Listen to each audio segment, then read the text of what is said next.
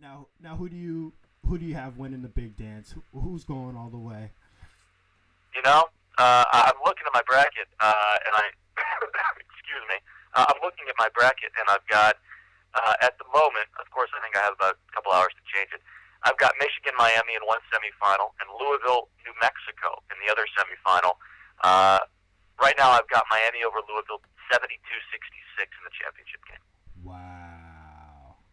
And I think a couple reasons for that. Listen. I was at the Big East tournament last week, and I saw Louisville with what was perhaps the most efficient 17-minute stretch of basketball that I've ever seen in person. They went from down 16 to up 17 in the championship game of the Big East tournament in the snap of a finger. It was incredible. They turned it way up. I just can't, in good conscience, pick Louisville to win the national title. These are the illogical emotions I'm dealing with. I think that Louisville is the best team entering this tournament. I think the biggest challenge for them in their bracket is Michigan State. But I like Miami. I think they've been a fun story. They're kind of flying under the radar. Who wants to see Rick Pitino win anything? No, not at all. No, I don't think anybody does. Now, who, as much as we don't want to see Rick Pitino win, both of us, who would you say is the best coach team in this 64 right now? Would you say Louisville? Do they have the advantage there?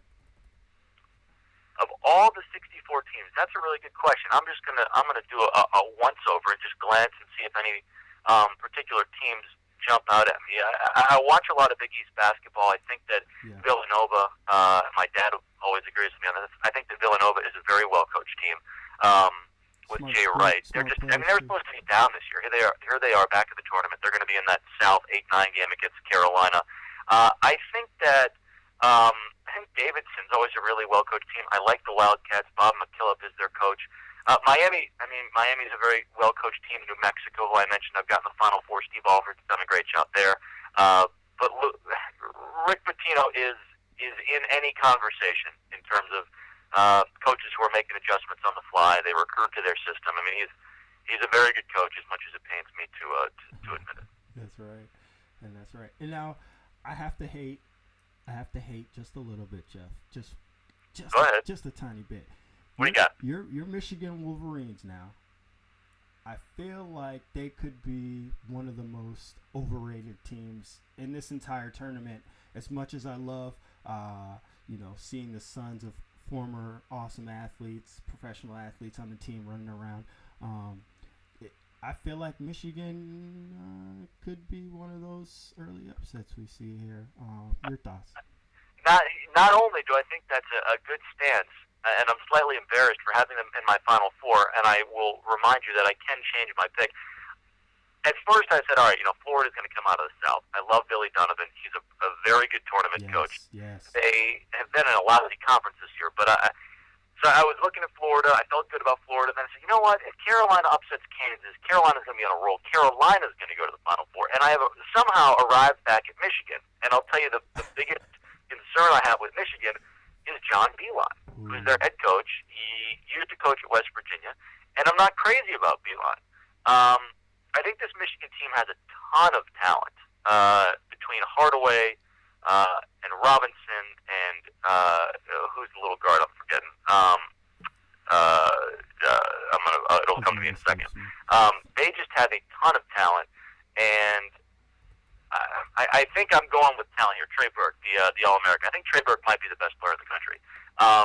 So I'm going with Michigan at the moment. But honestly, Michigan's they got a tough road. South Dakota State, the Jackrabbits have a great point guard, and then VCU's waiting for you. So maybe you talk me out of that pick. I don't know. VCU, man. Oh man, that is going to be a fun team. That bracket. This. Which reason do we have this here? That's the South. And each year there's one bracket that you look at and you're like, that's going to go to the toilet. Yeah. I think the South this year, I think it's going to be chaos. Yeah. Even Georgia. Oh man, it'll be very interesting to see where all these teams end up. I think there's more individual talent in the South than anywhere else. I mean, Kansas is loaded.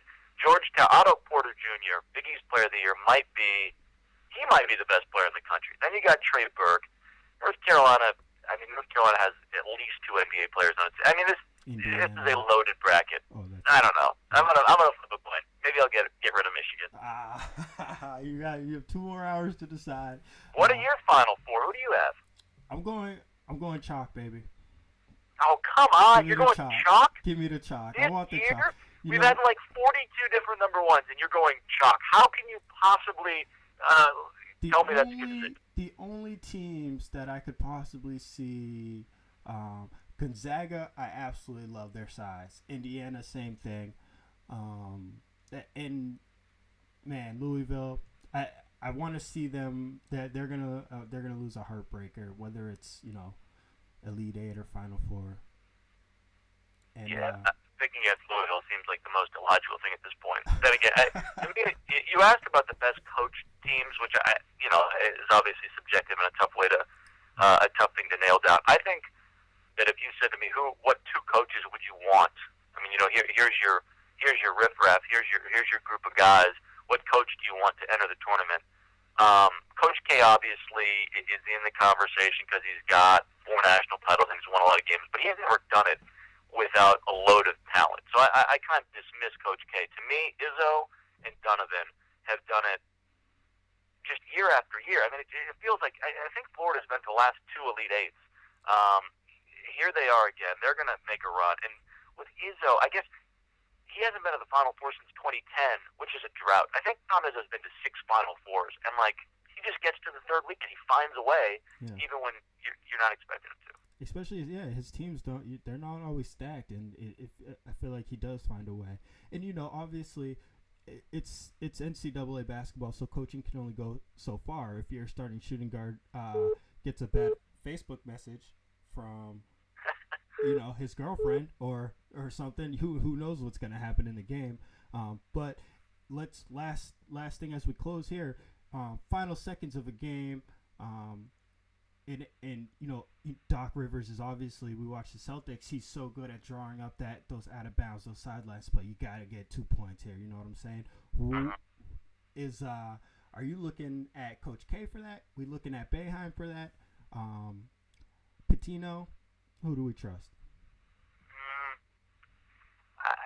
Not to dodge the question, but with what you just said, to me, in the college game, this has more to do with the personnel you have on the floor than the coach.